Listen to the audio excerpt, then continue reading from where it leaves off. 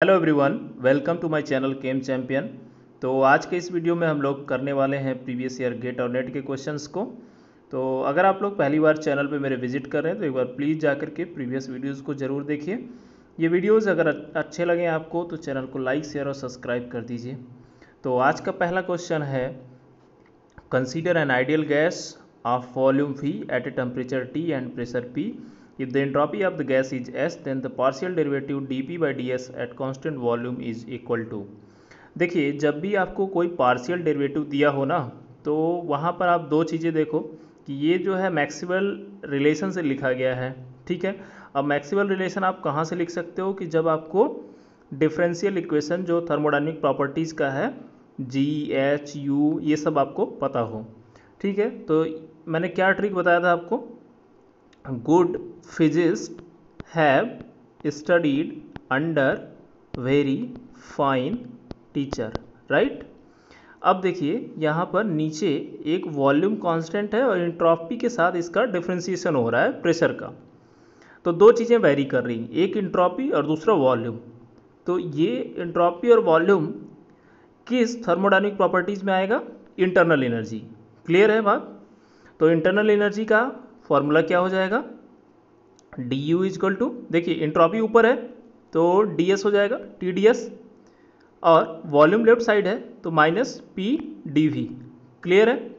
अब ये exact differential equation है, तो इसमें एग्जैक्टनेस की क्राइटेरिया आप लगा दो। T का डिफरेंशिएशन किसके रिस्पेक्ट में? V के एट कांस्टेंट S, तो dt by dV at constant S is equal to क्या होगा? माइनस dP बाई एंट्रोपी के साथ ds at constant V। Clear है? तो ये होगा आपका आंसर। तो ये किसके साथ मैच करेगा? Third option. क्लियर? चलिए नेक्स्ट क्वेश्चन देखते हैं। देखिए, molar heat capacity of a substance is represented in the temperature range 298 kelvin से 400 kelvin by the empirical relation Cp की वैल्यू दिया है। B यहाँ पे कांस्टेंट है। The molar enthalpy change when the substance is heated from 300 kelvin to 350, ये 2 kilo joule पर मोल है। ठीक है, तो यहाँ पर आपको B की वैल्यू निकालनी है। हम रिलेशन क्या जानते हैं कि DH इक्वल टू क्या होता है? टेम्परेचर T1 से T2 तक Cp dt।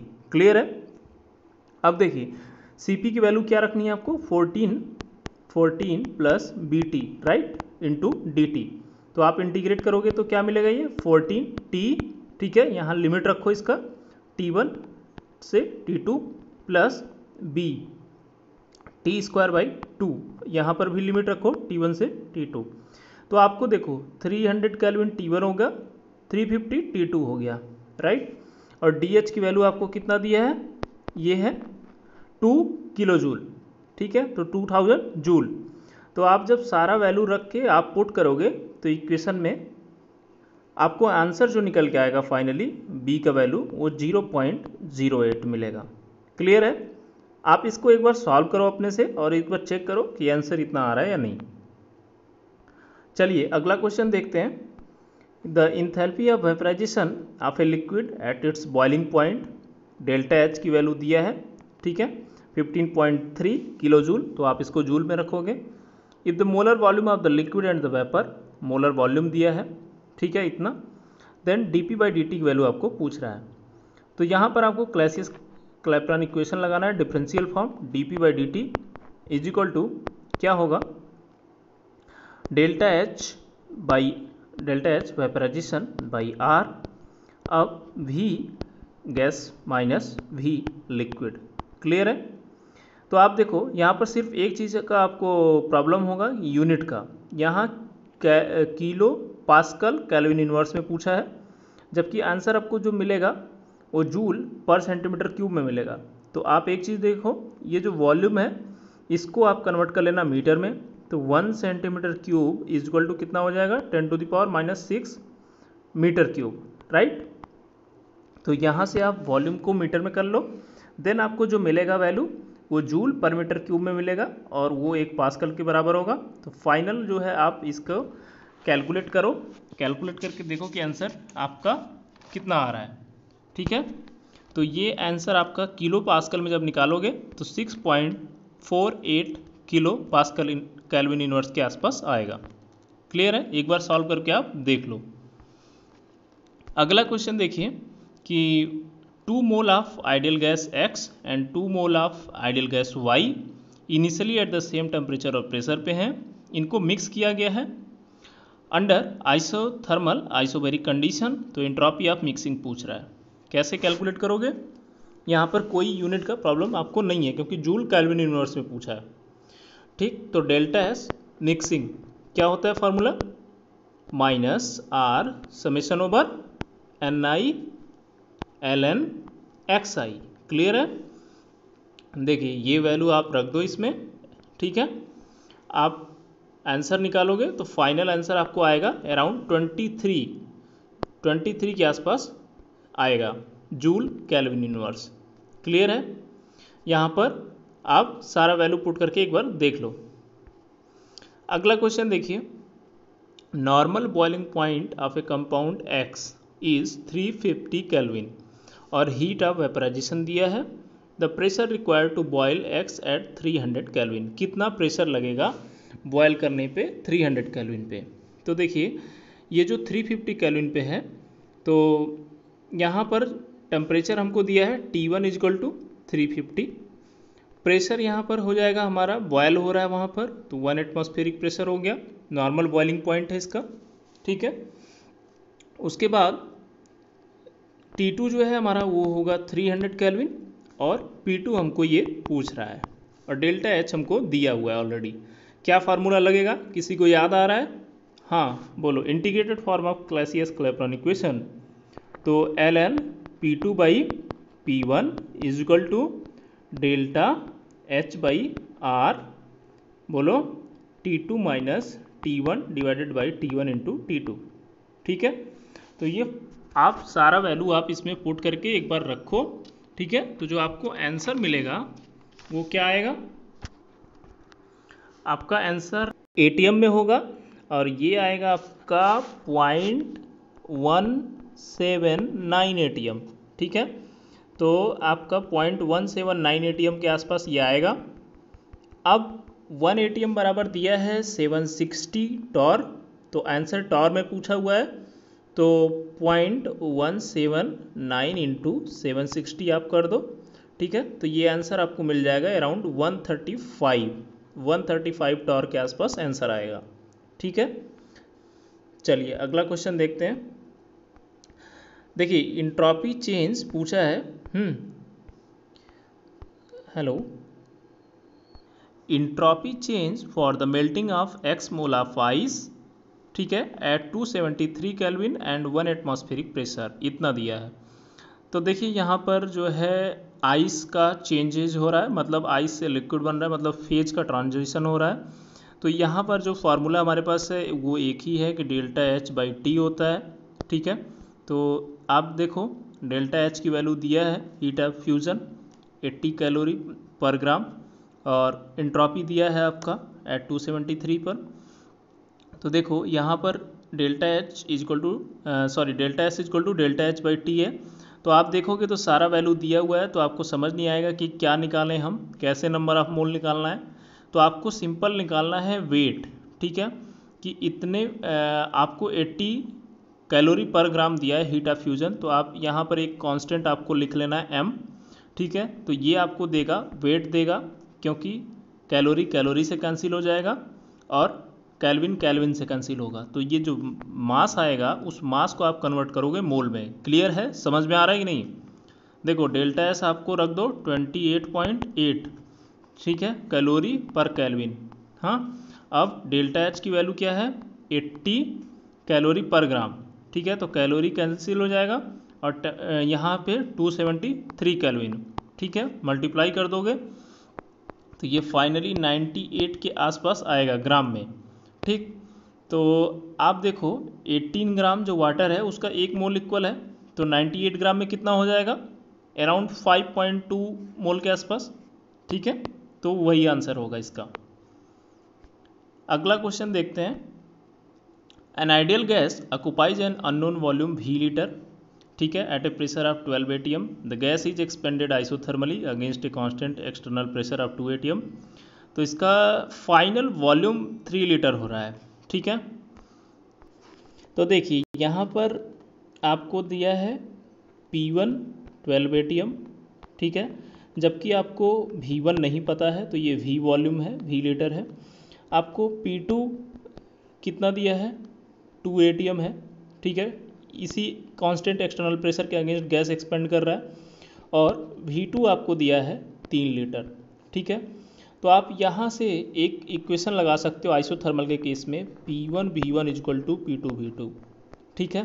तो यहाँ से आप V1 निकाल लोगे तो P2 कितना हो गया 2 और V2 कितना हो गया 3 लीटर डिवाइडेड बाई P1 कितना हो गया 12, ठीक है। तो V1 आ जाएगा आपका 1/2, तो V1 आ गया आपका 1/2 लीटर। क्लियर है। अच्छा, अभी तक ये प्रोसेस आपको समझ में आया कि ये रिवर्सिबल है या इरिवर्सिबल है। देखिए यहाँ पे टेम्परेचर कहीं मेंशन नहीं है, तो आप वर्क डन कैसे निकालोगे। तो ये एक्चुअली जो है आइसोथर्मल एक्सपेंशन है ये, ठीक है, तो इरिवर्सिबल है ये। हाँ, अब देखिए यहाँ पर दो तरीके हैं जिससे आप मतलब आइडेंटिफाई कर सकते हो। एक तो आप देखो कि प्रेशर का डिफरेंस आपको बहुत ज़्यादा दिखेगा, जैसे ये 12 एटीएम था स्टार्टिंग में, लास्ट में ये 2 एटीएम है, और आपको कहीं पे टेम्परेचर मेंशन नहीं रहेगा, ठीक है। तो यहाँ से आप समझ सकते हो। इसके बाद आपको W निकालना है माइनस P एक्सटर्नल, ठीक है, V2 माइनस V1। क्लियर है। अब देखो P एक्सटर्नल किस में निकालोगे, 2 एटीएम दिया हुआ है ऑलरेडी, तो 2 एटीएम रख दो। V2 कितना है 3 लीटर है, V1 कितना है 1/2, तो 3 माइनस 1/2 तो 2.5 आएगा, तो 2.5 इंटू 2 मतलब 5 आएगा। तो वर्क डन जो आया ये -5 आया। क्लियर है, ठीक है, तो -5 आया। हाँ, जो W आया है ये -5। अब देखिए ये किस में आया है, जूल में आया है। क्लियर है। आंसर पूछ रहा है कैलोरी में, तो अभी ये आंसर नहीं आया है, ठीक।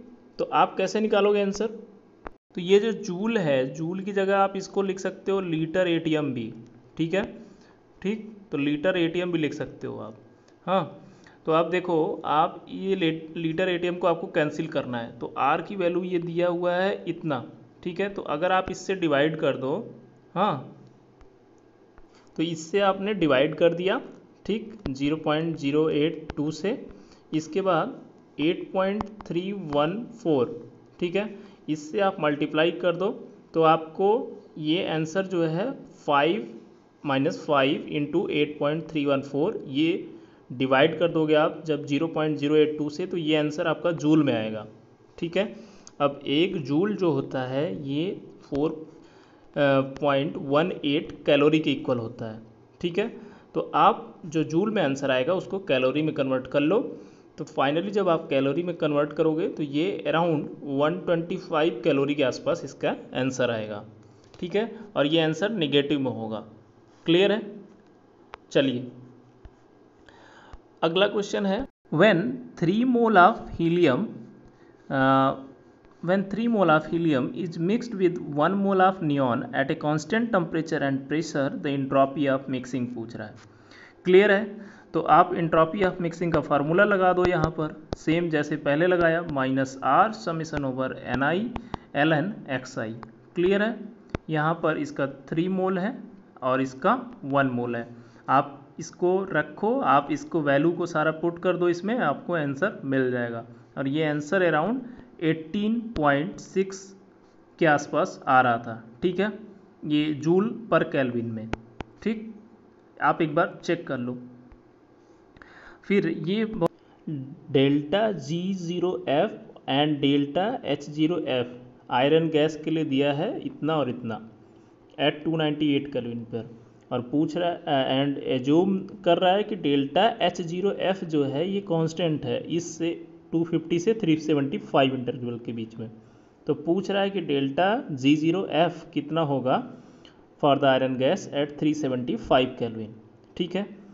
तो आप देखो पहले जो है डेल्टा G पता है हमको क्या होता है, delta H minus T delta S, right.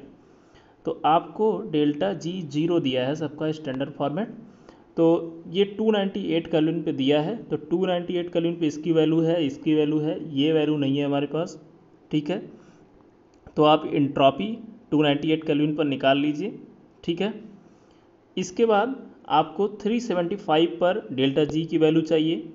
तो डेल्टा H0 बोल रहा है कि ये कांस्टेंट है इस रीजन में 250 से 375 तक, तो इसकी वैल्यू एज यूजुअल वही पुट कर दीजिए, हाँ, जो 298 के लिए है, मतलब 416। और डेल्टा H0 जो आपने अभी 298 पे निकाला उसकी वैल्यू यहाँ पर रख दीजिए और रख के इसको सॉल्व कर दीजिए, तो आपको पहला आंसर मिल जाएगा। क्लियर है, ठीक है। Van der Waal constant A and B for a gaseous CO are given as 1.49 litre square ATM मोल -2 और ये इतना रिस्पेक्टिवली फ्यूगासिटी पूछ रहा है आप CO का। देखिए अभी तक जो फ्यूगासिटी का फार्मूला हमने लगाया वो लो प्रेशर पे था, ठीक है, और वो सिंपल आइडियल गैस के लिए था। अभी ये रियल गैस के लिए पूछ रहा है, तो ये फ्यूगासिटी का फार्मूला जो यहाँ पे लगेगा वो P एक्सपोनेंशियल, ठीक है, यहाँ पर B माइनस A/RT, क्लियर है, इनटू P/RT। ये फार्मूला आप जब रखोगे, ठीक है, P exponential B minus A/RT into P/RT। यहाँ पर A और B की वैल्यू दिया है, प्रेशर दिया है, टेम्परेचर आपको दिया है, ठीक है, 35 डिग्री सेंटीग्रेड। तो आप जब ये सब वैल्यू यहाँ पर पुट करेंगे तब आपको फाइनल आंसर निकल के आएगा और ये आंसर अराउंड 88 पॉइंट समथिंग आएगा, ठीक है, क्लियर है। तो ये फार्मूला लगेगा फ्यूगासिटी निकालने के लिए यहाँ पर। फिर नेक्स्ट क्वेश्चन है कि in the stretching of A rubber band delta G दिया है VdP minus SdT plus FdL, which of the following relation is true, ठीक है। तो आपको देखना है कि ये डिफरेंशियल इक्वेशन एग्जैक्टनेस का यहाँ पे क्राइटेरिया लगाना है, ठीक है। तो आप देखो कि कौन से दो वेरिएबल की इसने लगाया है, ठीक है, किस दो वेरिएबल पे इसने एग्जैक्टनेस का क्राइटेरिया लगाया है। तो पहला देखिए आप ds/dl at constant pressure and temperature. तो s का डिफ्रेंशिएशन हुआ है विद रिस्पेक्ट टू l और उस टाइम कांस्टेंट है एट ए टेम्परेचर T और प्रेशर P, राइट। ये इक्वल होगा माइनस, अगर हम करते हैं तो dF/dt, right, dF/dt at constant P and L। बिल्कुल करेक्ट है, ठीक है। क्यों? क्योंकि देखिए आप जब S का करोगे तो आप S का डिफ्रेंशिएशन कर रहे हो विद रिस्पेक्ट टू L, तो ds/dl, ठीक है, at constant T and P, right, minus आप F का कर रहे हो, सॉरी F का कर रहे हो, तो dF डिवाइडेड बाई किसका, dt, ठीक है, एट कांस्टेंट क्या करोगे L और P, राइट। तो पहला ऑप्शन इसका करेक्ट होगा। अच्छा, ये क्वेश्चन देखिए कि 1 mole of N ideal gas undergoes a cyclic process starting from the point A through the 4 reversible step. तो यहाँ से स्टार्ट हो रहा है, A से B जा रहा है, B से C जा रहा है, C से D जा रहा है, D से A आ रहा है। तो टोटल वर्क डन पूछ रहा है प्रोसेस में कितना हो रहा है, ठीक है। तो आप एक चीज़ तो समझ लीजिए कि ये देखिए पहले जो A टू B जा रहा है, तो यहाँ पर वॉल्यूम क्या है, वेरी कर रहा है, लेकिन टेम्परेचर कांस्टेंट है, मतलब ये आइसोथर्मल एक्सपेंशन है। तो W क्या होगा, minus nRT ln V2/V1, clear है। अच्छा, दूसरा प्रोसेस देखिए B से C जा रहा है, तो उस केस में वॉल्यूम कांस्टेंट है, V2 ही है, कोई चेंज नहीं हुआ, तो work done W equal to minus PdV, तो वॉल्यूम तो चेंज हुआ नहीं, तो जीरो हो जाएगा। फिर C से D जा रहे हो आप, हाँ, तो C से D जा रहे हो तो ये आइसोथर्मल कंप्रेशन हो रहा है, तो W क्या होगा, माइनस nRT ln क्या होगा, V1/V2, हाँ, क्लियर है, ठीक है।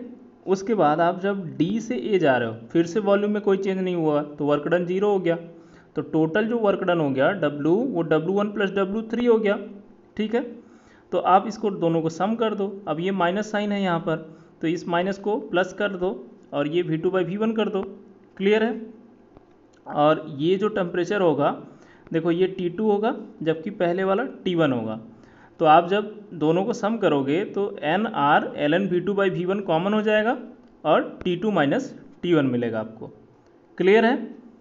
चलिए, अच्छा ये देखिए इसमें क्या है, at 300 kelvin the thermal expansion coefficient and the isothermal compressibility of the liquid water are इतना respectively du by dv at constant t निकालना है for the water at 320 kelvin and 1 bar, कितना होगा।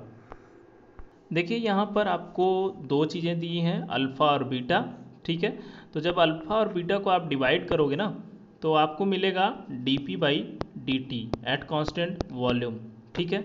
और जो ये पूछ रहा है du by dv at constant t, ये होता है पाई टी, पता है हमको, और इसका बराबर क्या होता है t into D P by D T at constant volume minus p, ठीक है। तो आप अल्फ़ा और बीटा का दिया है वैल्यू 2 इंटू 10⁻⁻4 और 5 इंटू 10⁻⁵, ठीक है। तो ये वैल्यू आप डिफ्रेंशिएट कर दो, डिफ्रेंशिएट करके आप D P by D T की वैल्यू निकालोगे, ठीक है।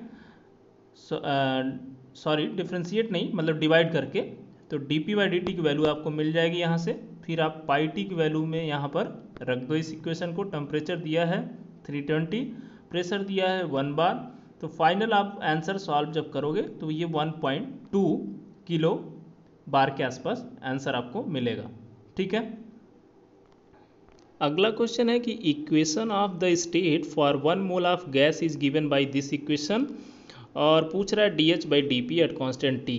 तो हमें पता है कि D H by D P at constant T कितना होता है, बोलो ज़रा, v minus T into D V by D T at constant p, right, यही होता है। तो आपको निकालना है D V by D T at constant p। तो आप पहले इसको v के फॉर्मेट कर लो, तो v minus B is equal to हो गया R T by P, right. अब आपको t के रिस्पेक्ट में इसको डिफ्रेंशिएट करना है और p को कांस्टेंट रखना है, तो D V by D T at constant p और b 0 हो जाएगा। इधर जब आप डिफ्रेंशिएट करोगे तो r बाई पी मिलेगा, तो यहाँ पर सिंपल आप रख दोगे, तो v minus T into R by P, तो आर टी की जगह आप पी भी लिख सकते हो, तो पी पी से कैंसिल हो जाएगा, भी से कैंसिल होगा, तो आपको 0 मिलेगा आंसर। क्लियर है। चलिए अगला क्वेश्चन देखते हैं। For a close system in the absence of non P V work the correct statement is, क्या है। अच्छा, तो ये भी आपको सिंपल डिफरेंशियल इक्वेशन निकालना है, ठीक है। तो आपको याद है डी यू के लिए हमने क्या लिखा था, T D S minus P D V, ठीक है। तो सिर्फ यही एक एग्जैक्ट डिफरेंशियल इक्वेशन है जो यहाँ पर मैच कर रहा है, बाकी और कोई इसके साथ नहीं मैच कर रहा है, ठीक है। तो absence of non P V work, तो यहाँ पर कोई भी पी वी वर्क के अलावा नहीं है, नॉन पी वी वर्क यहाँ पे नहीं है, ओनली पी वी वर्क है। जो भी आपका डिफरेंशियल इक्वेशन के फॉर्म में लिखा जाएगा वो without absence of P V non P V work है, ठीक है। क्लियर है। अगला question, a sample of 2 mole of oxygen at 500 kelvin is expanded from 5 litre to 50 litre under adiabatic and reversible condition, the change in the internal energy is close to. अच्छा, कैसे करोगे आप, सबसे बेसिक इक्वेशन जो होता है हमारा वो डी यू इजक्वल टू होता है D Q plus W, right.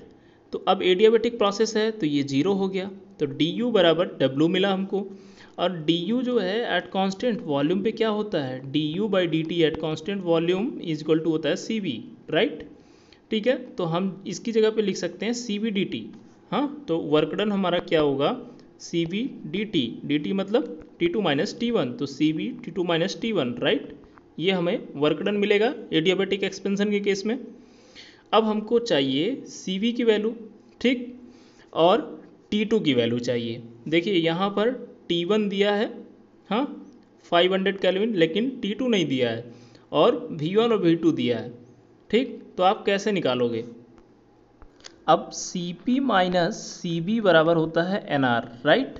तो अगर इस पूरे इक्वेशन को Cv से आप डिवाइड कर दो तो आपको क्या मिल जाएगा, Cp बाई Cv, और यहाँ मिल जाएगा 1, यहाँ मिल जाएगा Nr बाई Cv, राइट। अब Cp बाई Cv की जगह क्या लिख सकते हैं, गामा, तो gamma minus 1 is equal to क्या लिख सकते हैं, Nr बाई Cv, राइट। तो हम Cv की जगह लिख सकते हैं कि Nr बाई गामा माइनस 1, ठीक है।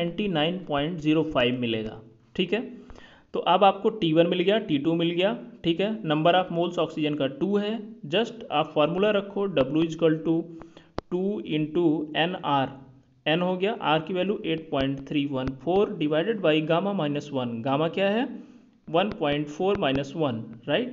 ठीक है, और T2 - T1, तो 199 रख दो या आप 200 सिंपल रख दो, 200 - 500। ठीक, तो ये आपको वैल्यू निगेटिव में मिलेगा। तो ये फाइनल आप जब सॉल्व करोगे तो ये -12.5 मिलेगा। क्लियर है? तो आप एक बार इसको ज़रूर प्रैक्टिस करिए, जितने सारे क्वेश्चन मैंने कराए इसमें। ठीक है, thank you guys for watching the video, और मिलते हैं अगले वीडियो में।